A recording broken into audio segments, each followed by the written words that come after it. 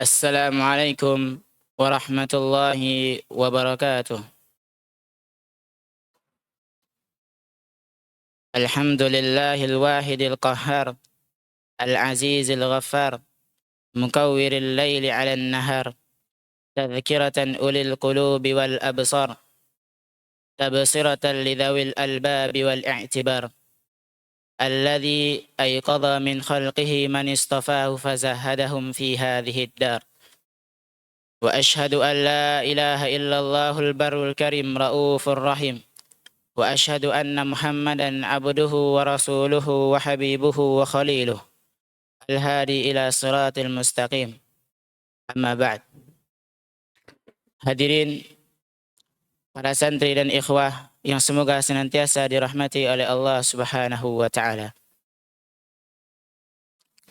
Di antara hal yang paling pokok di dalam kehidupan ini, hal yang terpenting di dalam kehidupan dunia dan akhirat adalah bagaimana seseorang itu dicintai oleh Allah Subhanahu wa taala.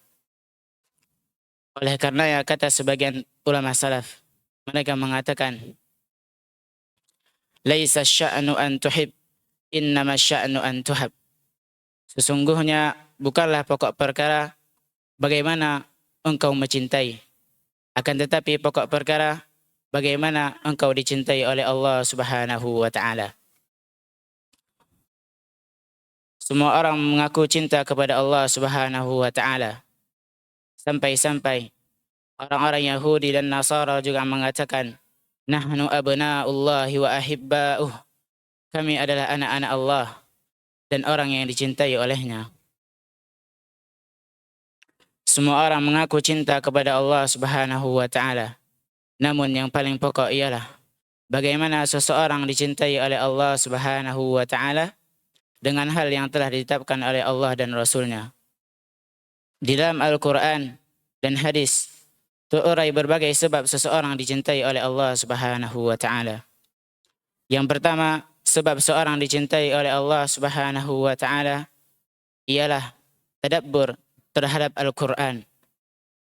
Memperhatikan kandungannya, banyak membacanya, menghafalnya, dan beramal dengan apa yang terkandung di dalamnya, berupa perintah maupun larangan yang harus ditinggalkan.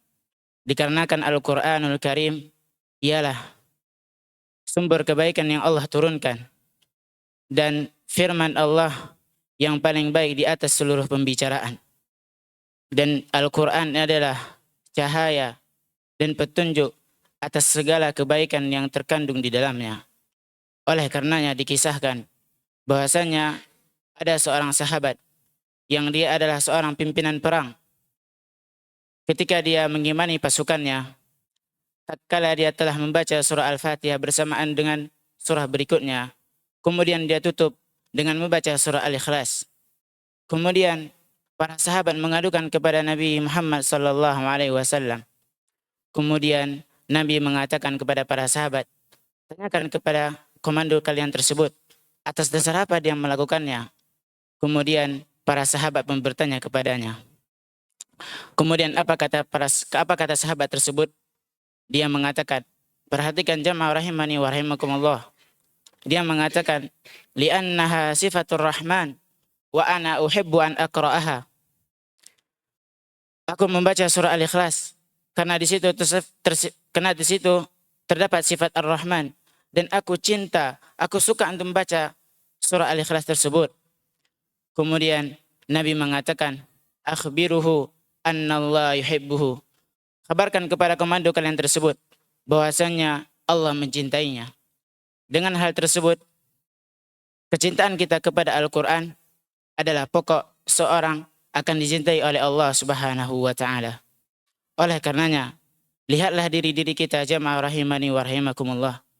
Bagaimana kedudukan kita dari Al-Quran, bagaimana kedekatan kita dengan Al-Quran, dan bagaimana kita mentilawahnya dalam kehidupan kita. Dan di antara pokok seseorang dicintai oleh Allah Subhanahu wa taala yang kedua ialah mengikuti jalan Nabi Muhammad sallallahu alaihi wasallam. Allah Subhanahu wa taala berfirman, "Qul in kuntum tuhibbunallah fattabi'uni Katakanlah, kalau kalian cinta kepada Allah Subhanahu wa taala, maka ikutilah Rasulullah sallallahu alaihi wasallam. Niscaya Allah Subhanahu wa taala akan cinta kepada kalian dan akan mengampuni dosa-dosa kalian. Dan di antara pokok yang ketiga ialah seseorang dicintai oleh Allah Subhanahu wa taala ialah banyak bertaubat kepada Allah Subhanahu wa taala atas dosa-dosa dan noda-noda maksiat, dan banyak mensisihkan diri dengan melakukan ketaatan-ketaatan kepada Allah Subhanahu wa taala,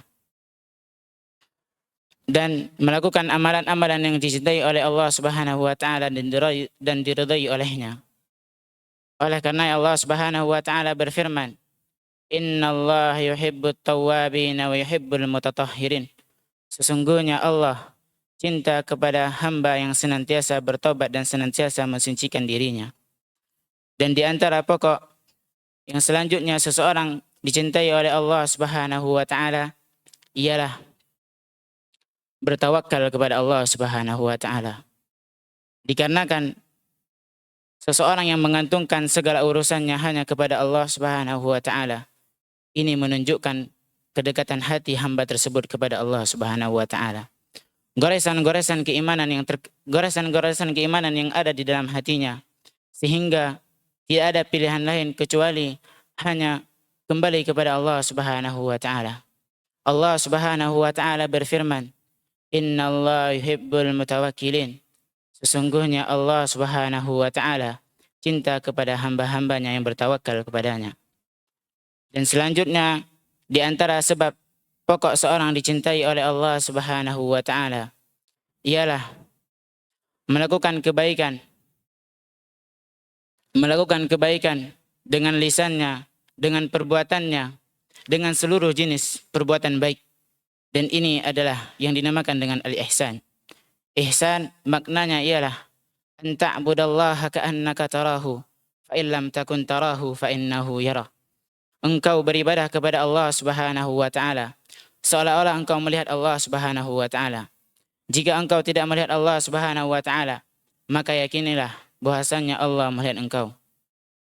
Ihsan sebab seorang dicintai oleh Allah Subhanahu wa taala. Allah Subhanahu wa taala berfirman, "Innallaha yuhibbul muhsinin." Sesungguhnya Allah cinta kepada orang-orang yang berbuat ihsan. Dan selanjutnya, di antara sebab seseorang dicintai oleh Allah Subhanahu wa taala ialah mengenal nama-nama dan sifat Allah Subhanahu wa taala. Banyak mempelajarinya, merenunginya, dan memohon kepada Allah Subhanahu wa taala dengan menyebut nama-nama Allah Subhanahu wa taala. Dan ini banyak dilalaikan oleh manusia saat ini. Dan yang terakhir yang ingin saya sampaikan, di antara sebab pokok seseorang dicintai oleh Allah Subhanahu wa taala, dan ini pokok yang sangat menakjubkan, yaitu keberadaan hati seorang hamba yang selalu tunduk kepada Allah Subhanahu wa taala, selalu merendah kepadanya, rindu ingin beribadah kepada Allah Subhanahu wa taala, rindu ingin berjumpa dengan Allah Subhanahu wa taala. Hatinya selalu bersimpuh di hadapan Rabb-Nya Jalla wa Ala. Siapa yang menemukan hatinya di posisi ini, maka ini adalah bentuk dari keindahan iman, kelezatan dunia dan akhirat, dan sebab seseorang dicintai oleh Allah Subhanahu wa taala. Dan di sana banyak sebab-sebab seseorang akan dicintai oleh Allah Subhanahu wa taala. Namun, hanya ini dapat saya sampaikan. Lebih dan kurangnya saya mohon maaf. Semoga kita termasuk hamba-hamba Allah yang dicintai olehnya. Dan semoga Allah Subhanahu wa taala mengumpulkan kita di surganya sebagaimana Allah telah mengumpulkan kita di masjid yang mulia ini. Innahu waliyudzalika huwal qadiru alaih. Subhanakallahumma wa bihamdika asyhadu an la ilaha illa anta astaghfiruka wa atubu ilaih. Wassalamualaikum warahmatullahi wabarakatuh.